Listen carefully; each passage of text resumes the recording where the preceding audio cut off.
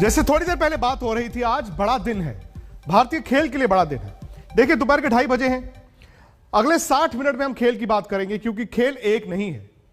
महिला की hockey team का सेमीफाइनल है 3:30 बजे अर्जेंटीना के साथ। जीते मेडल पक्का, उसके लिए तैयारी है आज तक पर। प्रीतम रानी भारत की पूर्व कप्तान, कॉमनवेल्थ गेम्स में गोल्ड मेडल जीतने वाली टीम की मेंबर थी।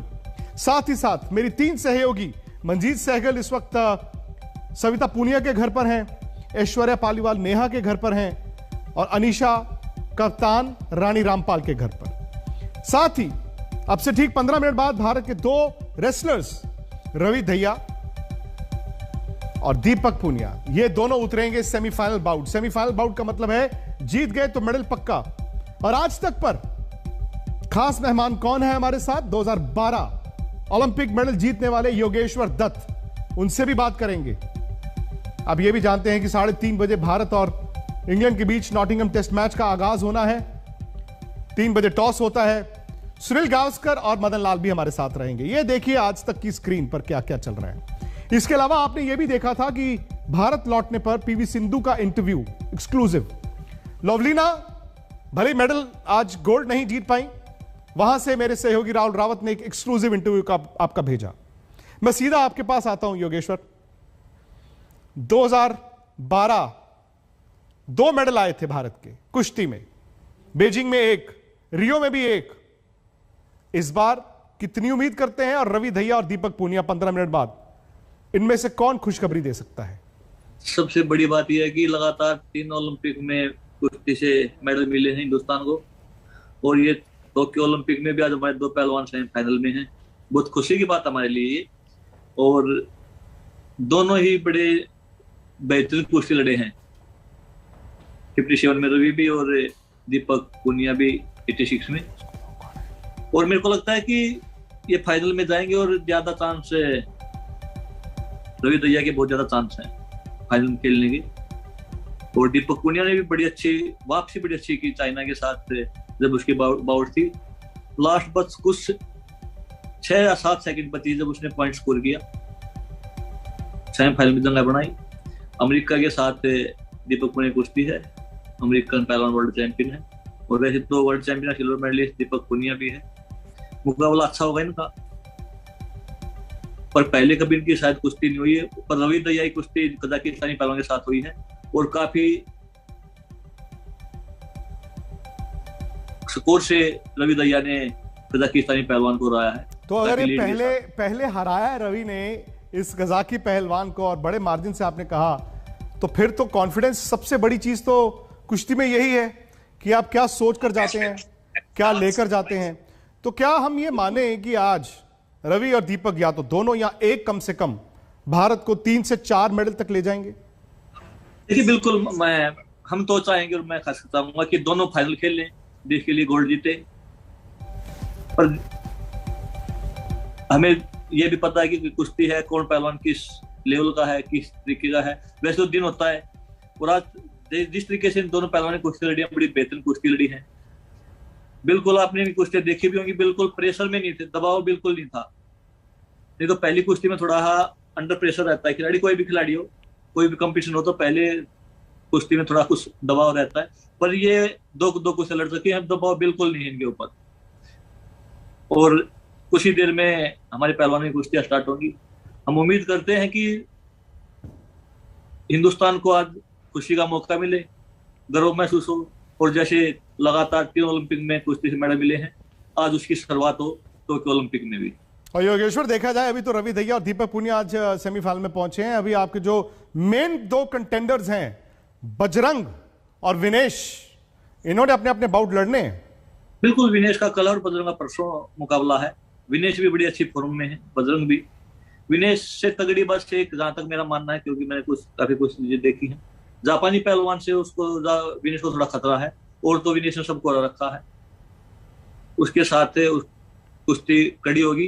पर सबसे अच्छी बात यह है कि विनेश और जापानी पहलवान का ग्रुप दोनों का अलग है, उनकी भिड़ंत होगी तो फाइनल में होगी। योगेश्वर, आप लंदन ओलंपिक्स का हिस्सा थे जब भारत को 6 मेडल मिले थे, और इस बात को 9 साल हो गए हैं। 6 मेडल उस वक्त बहुत बड़ी बात थी। हमें लगा शायद हम आगे जाएंगे, रियो में हम आगे नहीं गए, हम पीछे आ गए, अब पता नहीं यहां पर 6 हो जाएंगे शायद। लेकिन बिल्कुल बड़ी ज्यादा जी जी लंदन ओलंपिक के बाद बहुत ज्यादा उम्मीदें थी 2016 में, उसमें मैं भी था, मुझको भी काफी कॉन्फिडेंस था अपने ऊपर, पर प्रदर्शन उस तरीके से नहीं रहा, वो हर दिन एक नहीं होता। ओलंपिक से पहले मेरी भी परफॉर्मेंस बड़ी अच्छी थी, पर ओलंपिक में वो प्रदर्शन जो देशवासियों को उम्मीद थी उस पर हम खरे नहीं उतरे। तो ये खेल का हिस्सा चलता रहता है ये। पर 2 मेडल तक हम पहुंचे। विनेश को चोट लगी थी उसमें, नहीं तो शायद उसका भी पिछली बार भी मेडल होता। साक्षी मलिक ने ब्रॉन्ज मेडल जीता, पीवी सिंधु ने सिल्वर मेडल जीता, 2 मेडल तक हम सिमटे। इतनी अच्छी परफॉर्मेंस हम नहीं बोलेंगे, क्योंकि 2012 में 6 मेडल आए थे हमारे, इसलिए हम उनको अच्छे, और 8 में 3 मेडल आए थे, इसलिए हम रियो वाले को की परफॉर्मेंस ज्यादा अच्छी नहीं बोल सकते। पर इस बार मेरा ये मानना है कि हम 6 मेडल से ज्यादा पहुंच सकते हैं, क्योंकि 3 मेडल तो हमारे पक्के हो चुके हैं। मेरा भाई चांद ने सिल्वर पहले ही दिन देश को खुशी का मौका दिया था, सिल्वर मेडल जीता था। उसके बाद पीवी सिंधु ने ब्राउन जीता है। अभी लड़की है, आज बॉक्सिंग में ब्राउन मेडल आया है लवलीना का, ये बहुत बड़ी बात है बॉक्सिंग में भी, क्योंकि दूसरी महिला खिलाड़ी है जिसने ओलंपिक मेडल जीता है। पीवी सिंधु पहली महिला खिलाड़ी है जिसके ओलंपिक में 2 मेडल हैं। और आज कुश्ती की शुरुआत हुई है, आज एक नीरज चोपड़ा ने बड़ा अच्छा फाइनल में जंगा बनाई है जेवलिन में। कितनी खुशी की बात है ना, आज लड़कियों कितनी खुशी की बात है योगेश्वर कि आप बाकी खेलों की भी बात कर रहे हैं। और क्योंकि आप जब ओलंपिक गेम्स के लिए जाते हैं उसी विलेज में होते हैं, आप एक दूसरे की सफलता, एक दूसरे की हार साझा करते हैं। हॉकी टीम देखिए, आज आपकी महिलाओं की हॉकी टीम सेमीफाइनल खेल रही है। ये तो नहीं सोचा था कि इतनी बड़ी छलांग हॉकी टीम लगा देगी महिलाओं की। दोनों सेमीफाइनल पहुंचे। लड़कियों का मैंने मैच देखा, ऑस्ट्रेलिया के साथ में बड़ा बेहतरीन प्रदर्शन किया हमारी लड़कियों ने, और उम्मीद है कि जिस तरीके से उन्होंने ऑस्ट्रेलिया के साथ वो खेली है, ऐसे ही वो सेमीफाइनल में खेल लेंगी तो फाइनल में पहुंचेंगी, जैसे जिस तरीके से ऑस्ट्रेलिया के साथ उन्होंने खेला है। और मनोबल ऑस्ट्रेलिया के बाद मनोबल बढ़ा है। सेमीफाइनल में हमारे लड़के फाइनल में नहीं पहुंच सके, पर वो ब्रॉन्ज के लिए वो भी खेलेंगे। उम्मीद करते हैं कि हॉकी में वो मेडल जीते हैं लड़के हमारे। लड़कियां हैं, सारे देश की उम्मीदें हैं, और जिस तरीके से ऑस्ट्रेलिया के साथ वो खेली थी वो फाइनल में खेले। और खेलों में भी कमलजीत कौर ने भी बड़े अच्छा प्रदर्शन किया था। हमारे खिलाड़ियों का प्रदर्शन यहाँ पे बेहतर रहा है, आप किसी उसमें देख सकते हो। मेडल हमें कम मिले हैं, ज्यादा मिले हैं, बात वो नहीं है। बात वो है कि खिलाड़ी कितने अच्छे उसे खेले हैं। मैंने शूटिंग भी देखी थी, मनु भाकर की जो पिस्टल की वो बात आई थी कि उसके पिस्टल में कोई दिक्कत हो गई, उसके बाद वो, मेरा मानना है कि उस दबाव से वो नहीं निकल पाई। शायद उसके मन में यही रहा, चलता रहा होगा हर उसमें कॉम्पिटिशन में, कि उसमें हर उसके जब भी उसका वो मैच होता था कि कहीं फिर मेरे साथ ये दिक्कत ना हो। और खेल ऐसा है, एक बार अगर आप दबाव में आ जाते हो, एक बार आपका माइंड डाइवर्ट हो जाता है, तो फिर वापिस शहर छोड़ने में टाइम लगता है। और ये भी है कि शूटिंग में तनकीद आपस में जो आप करते हैं ना, एक दूसरे की आलोचना करते हैं, क्रिटिसिज्म करते हैं, तो वो कलह क्लेश शूटिंग फेडरेशन का, कोचेस का, खिलाड़ियों का शायद वो भी असर डालता है। योगेश्वर आप मेरे साथ रहें, क्योंकि देखिए हॉकी में आपको ना 2 जगह पर लेकर चलता हूं, और आप भी सुने, क्योंकि आज तक पर हम सुबह से कोशिश कर रहे हैं। ये खिलाड़ी जो छोटे छोटे शहरों से आते हैं, कैसे नाम बनाते हैं और पूरा मुल्क कैसे जुड़ता है। रांची से मेरे साथ सत्यजीत हैं, और वंदना कटारिया के घर हरिद्वार से दिलीप मेरे साथ हैं, दिलीप सिंह राठौर।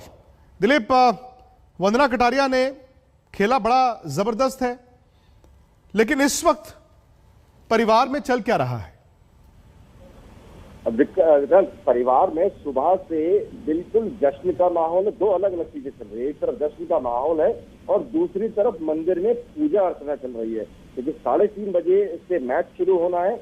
और 3:30 बजे से पहले हालात ये है कि पूरा का पूरा परिवार पूरी कोशिश कर रहा है कि पूजा अर्चना की जाए, और उसके बाद में ऐसा कुछ हो कि हिंदुस्तान की लड़कियां एक चमत्कार कर दें, और जो देश है, इस देश का तिरंगा पूरे विश्व में लहरा जाए। अगर मैं आपसे बात करवा रहा हूँ, मेरे बिल्कुल साथ में उनकी बहन है वंदना की, ये भी हॉकी प्लेयर है।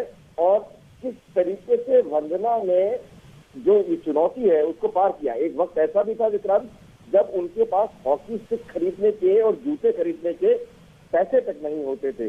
उनके कोच ने उनको वो किसी तरह मुहैया करवाया। वो करीब खो-खो की खिलाड़ी हुआ करती थी, लेकिन उनकी स्पीड और फुर्ती को देखते हुए उनके कोच ने उनको समझाया कि आपको किस गेम में जाना चाहिए, और उसके बाद उन्होंने हॉकी चुना। हालात इस तरीके से बढ़े कि वो धीरे धीरे कर आगे बढ़ती चलेगी, पीछे मुड़कर नहीं देखा। विक्रांत, एक बहुत महत्वपूर्ण चीज है जो बताना बेहद जरूरी है। मई के माह में वंदना कटारिया के पिता का देहांत हो गया था, लेकिन वंदना कटारिया उस समय बैंगलोर में प्रैक्टिस कर रही थी ओलंपिक में जाने की। वंदना कटारिया ने प्रैक्टिस को छोड़कर यहाँ आना मुनासिब नहीं समझा। उनका साफ तौर पर कहना था कि पहले देश के लिए मेडल लेकर आने की जरूरत है, मेडल लेकर आना है, उसके बाद वो घर जाएंगी। और यही उनके पिता का आखिरी सपना भी था। हमारे साथ उनकी बहन है यहाँ पर। क्या क्या हालात हुए थे उस समय कि यहाँ से एक लंबा सफर तय किया, हिंदुस्तान में हरिद्वार की छोटी छोटी गलियों से निकलकर टोक्यो तक का सफर? हम लोग थोड़ा जोर से बोलिए। हम लोग खो खेलते थे और स्कूल के दौरान हम लोग टीम में गए थे, और धीरे धीरे फिर लकड़ी की स्टिक से हमने खेलना शुरू किया। उस टाइम पे हम लोगों के पास में पैसा भी नहीं था। पापा बड़ी मुश्किल से हम लोगों के लिए पैसे का अरेंजमेंट करते थे ताकि कोई मेरी लड़की को कोई प्रॉब्लम ना हो। फिर उसके दौरान वो लखनऊ हॉस्टल में गए, वहाँ से रात दिन के लिए प्रैक्टिस किया। सब लोग मैं आपको रोकूंगा दिलीप, क्योंकि फिलहाल थोड़ा सा ब्रेक का वक्त है। रांची में सत्यजीत है मेरे साथ। सत्यजीत, आपके साथ कौन है?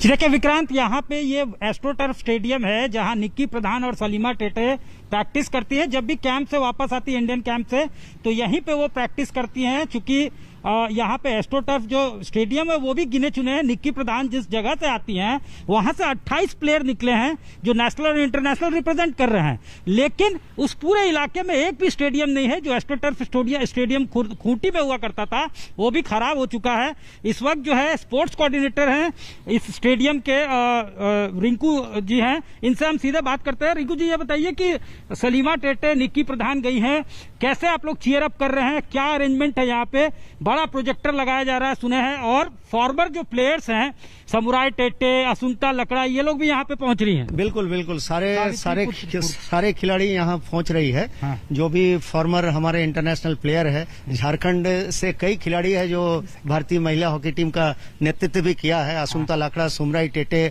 सावित्री पूर्ति, ये लोग सब आ रही है और सब चीयर अप करेंगे पूरी टीम को। रेलवे ने एक प्रोजेक्टर यहाँ लगाया है, पुराने सारे खिलाड़ी आएंगे और हम लोग उम्मीद कर रहे हैं कि आज भारत की महिला हॉकी टीम इतिहास रचेगी, अर्जेंटीना को हराएगी। चलिए, मैं एक थोड़ा सा ब्रेक ले रहा हूं, लेकिन दोस्तों सिर्फ 2 मिनट रह गए हैं, सिर्फ 2 मिनट, क्योंकि मैं देख पा रहा हूं रवि दहिया, इनका जो सेमीफाइनल बाउट है 2 मिनट के बाद शुरू होगा, और दीपक पुनिया का 3:04 पर है। आज तक पर साथ रहेंगे, क्योंकि न सिर्फ ये दोनों रेसलर्स उतर रहे हैं, हमारे साथ योगेश्वर दत्त भी हैं। 2012 में मेडल जीतने वाले योगेश्वर दत्त जीत का जश्न इनके साथ मनाएंगे। साथ ही साथ आपको बता दूं कि स्पोर्ट्स तक लाइव हो चुका है। जो क्रिकेट का मैच है उसका तर्जुमा वहां पर शुरू हो चुका है। आप सब्सक्राइब जरूर कीजिए स्पोर्ट्स तक को और रहिए हमारे साथ।